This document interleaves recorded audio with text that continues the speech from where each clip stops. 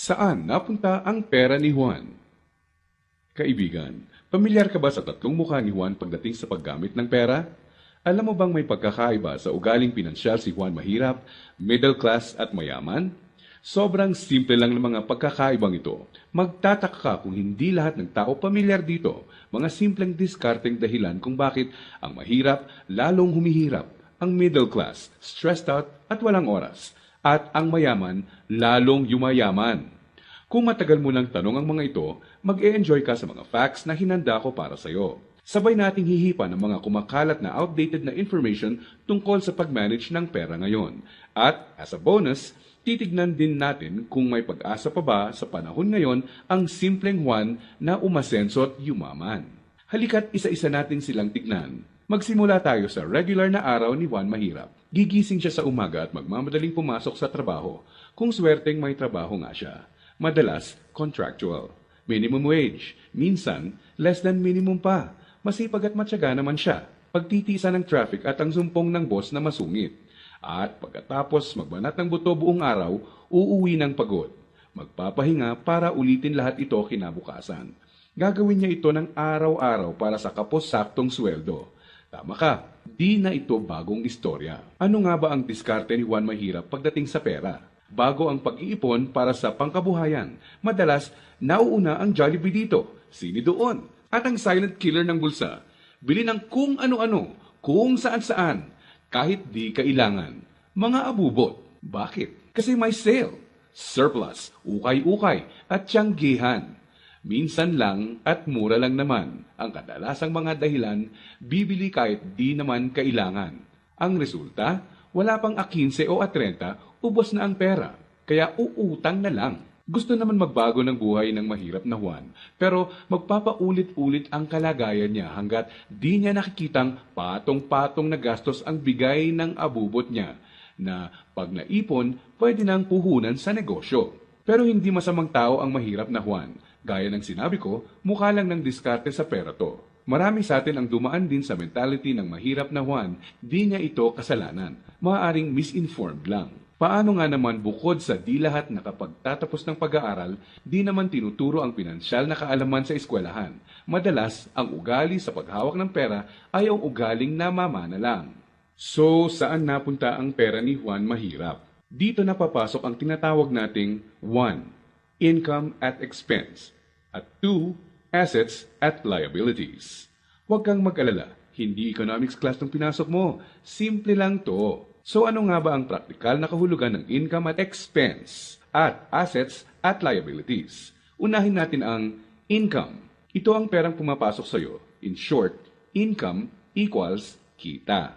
Kapag lumabas naman ang pera, tinatawag natin tong expense. Sa madaling salita, expense equals gastos. Ngayon, ano naman ang assets at liabilities? Asset ang isang bagay kung binibigyan ka nito ng income o kita.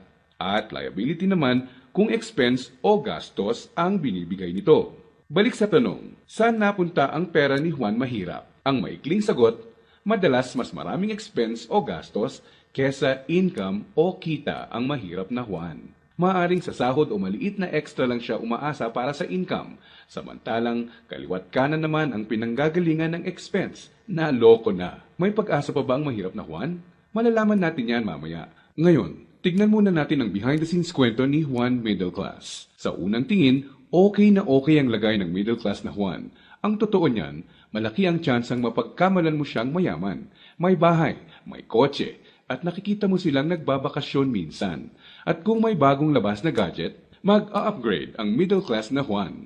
Pero ang di alam ng karamihan, marami dito ay promo, hulugan, o utang sa credit card na buwan-buwan sa sweldo nakakaltas. So, saan napupunta ang pera ni Juan Middle Class? Ang maikling sagot, mas madaming liabilities, nagbibigay gastos kesa sa assets, ang binibili ng middle class na Juan. Imbes na investments na gagawa ng income, nauuna sa listahan niya ang paggagamitan ng pera, ang upgraded na lifestyle. Gusto niya ang convenience at quality sa buhay. Tingnan nating halimbawa to. Kung traditional economics ang pagbabasehan, ang kotse at bahay ay madalas na sinasabing assets. Sa praktikal na buhay ni Juan, masasabi nating outdated na ang pananaw na to. Sa definisyon natin ng asset, Ang isang bagay ay asset kung gumagawa ito ng income. Pero madalas, pagka down payment mo ng kotse, bahay o alahas, money out agad. Sa mga susunod na buwan, may babayaran ka ulit. At huwag mong kakalimutan, andyan pa ang insurance at tax. Money out nga naman. Liabilities. Ang kotse ay nagiging asset lang kung nakakatulong siya ng gumawa ng income. Halimbawa na lang kung gamit sa negosyo. Ang bahay ay pwedeng maging asset kung paparentahan mo ito. Lalagyan ng mga produkto sa negosyo or storage. O di kaya'y kung nagba-buy and sell ka ng bahay at mabibenta mo to ng mas mahal. So bakit walang oras at stressed out si Middle Class Juan? Para mabayaran ang mga liabilities, kailangang mag-overtime, kumuha ng mas maraming trabaho at maghangad na ma-promote ng middle class na Juan kung siya ay empleyado.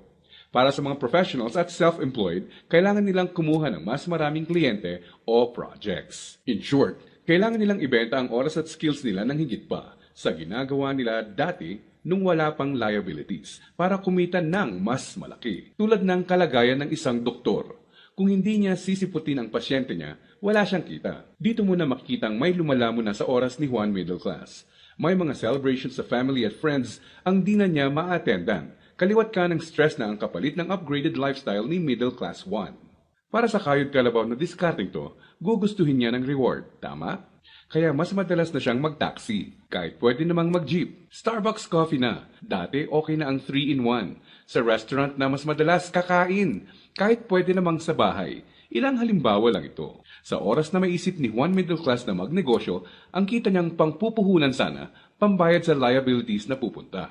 Kung tatanungin mo siya kung anong gusto niyang baguhin, madalas sasabihin niyang ibalik sa kanya ang oras niya. Mabait si Juan Middle Class. Gusto niya ng maganda at komportableng buhay para sa pamilya niya. Magaling din siya sa trabaho o sa propesyon niya. Sa kasamaang palad, pagdating sa pinansyal na mindset, may outdated advice at information siyang dala. Ang dating akala niyang assets ay liabilities na pala. May pag-asa pa ba si Juan Middle Class? Malalaman natin yan ilang sandali lang. Ngayon, tignan muna natin ang sikreto ni Juan Mayaman. Alam mo ba na madaming Juan Mayaman ang mga self-made? Ibig sabihin, bunga mismo ng sariling pagod, sakripisyo at tiyaga ang tinatamasa nilang tagumpay. Simple lang kung susumahin mo ang lifestyle niya, may time and financial freedom. Maluwag ang buhay kung may kailangan. Choice sila kung ano ang sasakyan nila, saan sila titira, sino ang makakasama at makakatrabaho nila, kailan at saan sila magbabakasyon, at iba pa.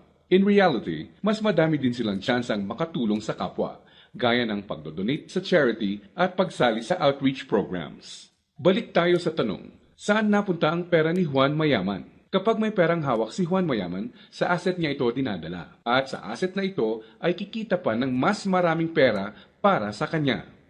At ano naman ang gagawin niya sa bagong kitang ito? Tama ka, i-invest ulit niya sa ibang asset pa. Ano ba ang mga examples ng asset na ito? Andiyan ang investments, apartment, or kotseng pinaparenta. Ang edukasyon, seminar, tradings at iba pa na magtuturo sa iyo ng skills na kaya kang bigyan ng kita ay asset din.